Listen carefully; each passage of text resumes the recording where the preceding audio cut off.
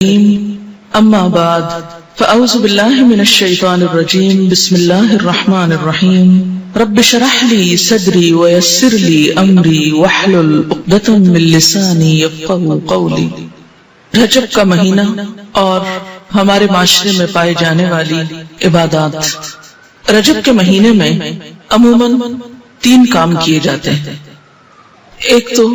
27ویں کی رات کو جاگا جاتا ہے، پھر اگلے دن روزہ رکھا جاتا ہے، رات کو جاگ کر عبادت کی جاتی ہے، اور اس کی وجہ یہ بتائی جاتی ہے کہ اس رات حضور اکرم صلی اللہ علیہ وسلم معراج پر تشریف لے گئے، اور روزہ اسی مناسبت سے ایک فضیلت کا کام سمجھ کر رکھا جاتا ہے۔ تیسری چیز جو اس مہینے میں عام ہے وہ کونڈے کرنا ہے، جن کو امام جعفر رحمت اللہ علیہ کے نام سے منسوب کیا جاتا ہے۔ آج ہم ان تینوں چیزوں کا جائزہ لیں گے کہ ان کی حقیقت کیا ہے اور اس بارے میں ہمارا طرز عمل کیا ہونا چاہیے۔ رات کی عبادت، دن کا روزہ شب معراج کی نسبت سے، اور 22 رجب کو کونڈے کرنا امام جعفر کی نسبت سے۔ ان چیزوں کا جائزہ لینے سے پہلے یہ بات ہم اپنے ذہن میں پھر سے دہرا لیں کہ دین دراصل وہ دین ہے جو اللہ سبحانہ وتعالی نے ہم کو دیا ہے، جو محمد صلی اللہ علیہ وسلم کے ذریعے ہم تک پہنچایا گیا۔ قرآن پاک اس کے بارے میں فرماتا ہے اليوم اکملت لکم دینکم واتممت علیکم نعمتی وردیت لکم الاسلام دینا۔ آج میں نے تمہارے لیے اپنا دین مکمل کر دیا، تم پر اپنی نعمت کو تمام کر دیا، اور تمہارے لیے دین اسلام کو پسند کر لیا۔ اس سے یہ بات پتہ چلتی ہے کہ دین نبی اکرم صلی اللہ علیہ وسلم کے زمانے میں ہی مکمل ہو گیا تھا۔ عبادت کے نام پر کیا کرنا چاہیے اور کیا نہیں کرنا چاہیے، اس کا سورس یا تو اللہ کی کتاب ہے یا پھر حضور اکرم صلی اللہ علیہ وسلم کی سنت ہے، کیونکہ جب ایک مسلمان ہوتا ہے تو جو کلمہ وہ پڑھتا ہے وہ لا الہ الا اللہ اور محمد رسول اللہ ہے۔ دین کے نام پر جو کام بھی ہم کریں گے اس کی اتھارٹی انہی 2 ہستیوں کی طرف سے ملنی چاہیے۔ ان کے بعد کسی انسان کو یہ حق حاصل نہیں، خواہ وہ کتنا بھی بڑا عالم کیوں نہ ہو، کتنا بھی ذہین کیوں نہ ہو، کتنا بھی سمجھدار کیوں نہ ہو، کہ وہ دین کے نام پر کوئی اور چیز انٹروڈیوس کرائے، کسی اور چیز کو رواج دے۔ اگر یہ حق دے دیا جائے تو دین میں طرح طرح کی نئی باتیں شامل ہو جائیں جو اصل دین کی جگہ لے لیں گی، اور دین کے نام پر بہت سا انتشار، اختلاف اور باہم عداوت جنم لے گی۔ یہ 3 عبادات، رات کا جاگنا، دن کا روزہ، اور اس کے بعد 22 رجب کو امام جعفر صادق کے نام پر کچھ پکانا اور دینا، یہ تمام چیزیں حضور صلی اللہ علیہ وسلم کے دور میں موجود نہیں تھی۔ 27 رجب کی رات جسے عموماً شب معراج کہا جاتا ہے، اس میں آپ صلی اللہ علیہ وسلم کو اگر معراج نصیب ہوئی، اگر کا لفظ میں اس لیے بول رہی ہوں کہ اس تاریخ میں بھی اختلاف ہے، سال میں بھی اختلاف ہے، اس کا ذکر میں بعد میں کروں گی۔ اگر آپ کو معراج نصیب ہوئی بھی اس رات میں، تو آپ صلی اللہ علیہ وسلم نے اسی رات جو مخصوص عبادت کی، اس کے بعد کبھی بھی ہر سال 27 رجب کو کوئی خاص عبادت نہیں کی،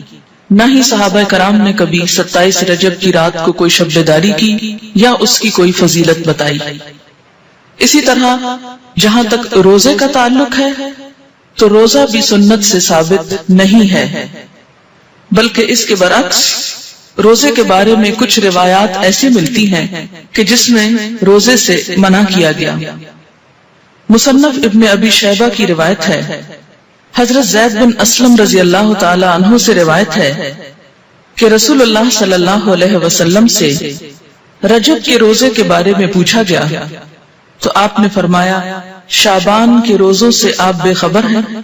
یعنی رجب میں نہیں، اصل میں شعبان میں روزے رکھے جائیں گے۔ حضرت ابن عباس سے روایت ہے کہ رسول اللہ صلی اللہ علیہ وسلم نے رجب کا روزہ رکھنے سے منع فرمایا، یہ ابن ماجہ کی روایت ہے۔ آپ نے کیوں منع کیا؟ اس لیے کہ یہ روزہ اسلام سے قبل رکھا جاتا تھا۔ دور جاہلیت میں رجب کے مہینے کی تعظیم کی جاتی تھی، عزت افزائی کی جاتی، اس لیے آپ نے اس رسم کو ختم کرنے کے لیے یا اس کے اتباع کو توڑنے کے لیے اس سے منع فرمایا، اور یہ وضاحت کنز الامال میں کی گئی ہے، صفحہ 49 جلد 8۔ تو اس سے کیا پتہ چلتا ہے کہ اس رات میں شب بیداری اور اس دن میں روزے کی کوئی حقیقت نہیں۔ اسی طرح جہاں تک امام جعفر کے نام پر جو کنڈے دیے جاتے ہیں، تو بات یہ ہے کہ یہ تاریخ نہ تو امام جعفر رحمت اللہ علیہ کی پیدائش کی ہے اور نہ ہی آپ کی وفات کی ہے، لہذا ان کی طرف اس کی نسبت کا کوئی ثبوت ہی نہیں ملتا یا جواز ہی نہیں ملتا۔ امام جعفر رحمت اللہ علیہ کی ولادت ایک روایت کے مطابق 8 رمضان 80 ہجری میں ہوئی، یا 83 ہجری کی روایت بھی موجود ہے، 83 یا 80، اور وفات شوال کے مہینے میں 148 ہجری میں ہوئی۔ اس لیے نہ تو ہم یہ کہہ سکتے ہیں کہ آپ کی پیدائش کی خوشی میں یہ ہو رہا ہے، اور نہ ہی یہ کہہ سکتے ہیں کہ آپ کی وفات کے ضمن میں یہ کوئی کام ہو رہا ہے،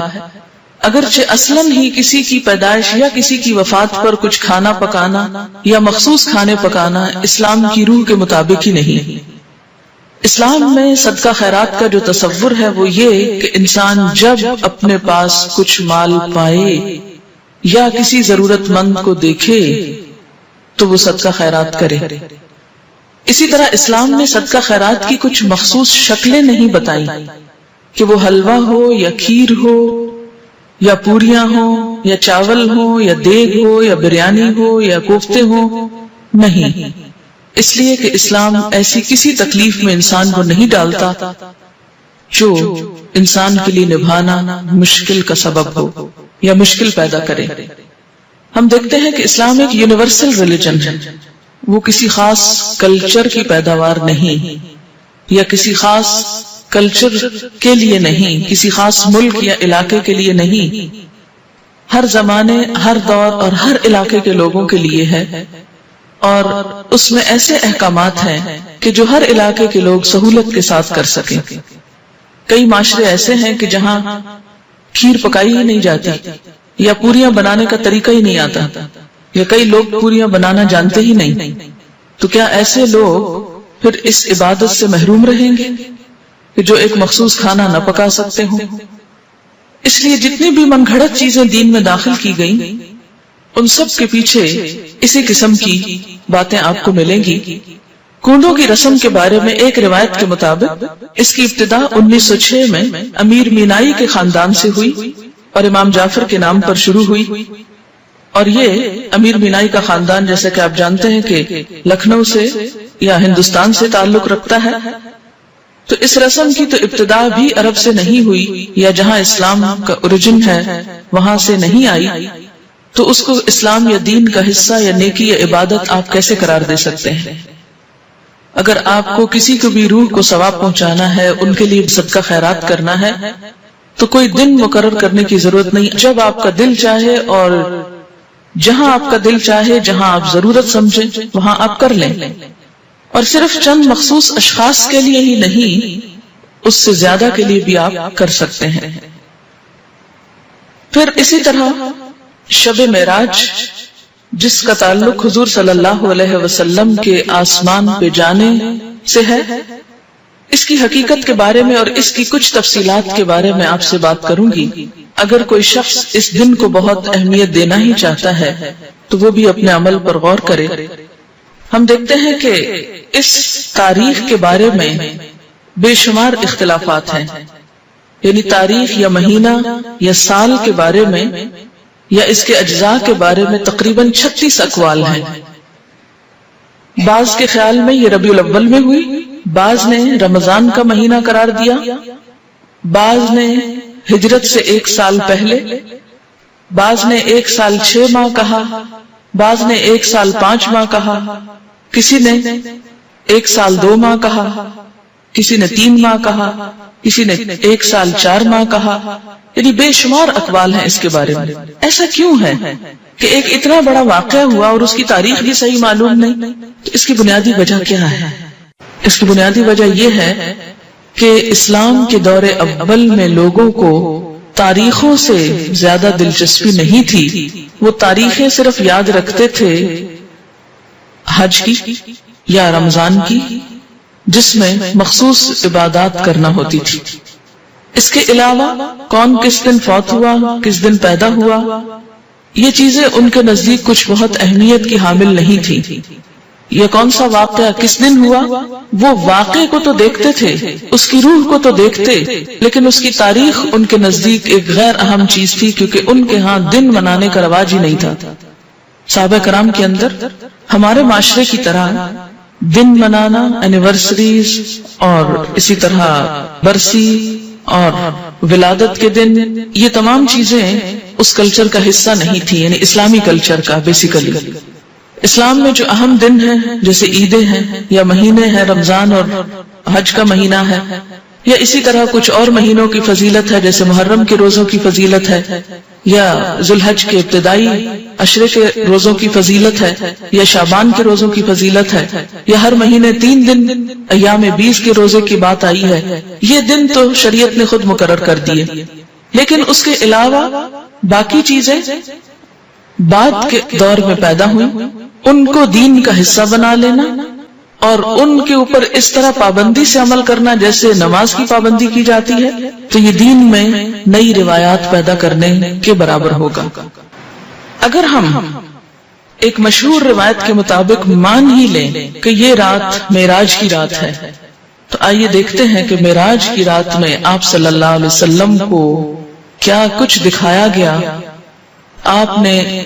بنیادی طور پر اچھے اور برے کام کرنے والوں کے انجام دیکھے۔ تو احادیث کی کتابوں میں معراج کے بارے میں جو کچھ ملتا ہے اس کی تفصیل آپ کے سامنے رکھوں گی تاکہ اس سے ہم کچھ سبق لیں، کیونکہ وہ ایک سبق آموز واقعہ ہے،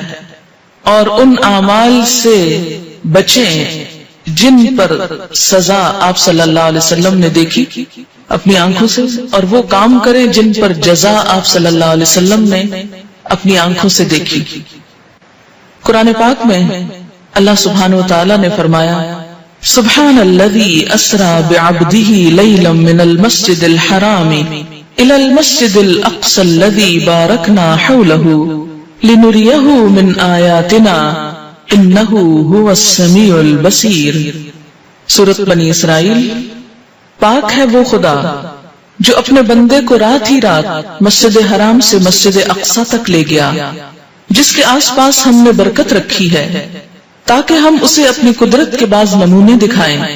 یقیناً اللہ تعالیٰ ہی خوب سننے والا اور دیکھنے والا ہے۔ ان آیات میں جس واقعے کی طرف اشارہ ہے وہ واقعہ اسراء کے نام سے مشہور ہے۔ اسراء کا لفظی معنی ہے رات کو سفر کرنا، رات کو چلنا۔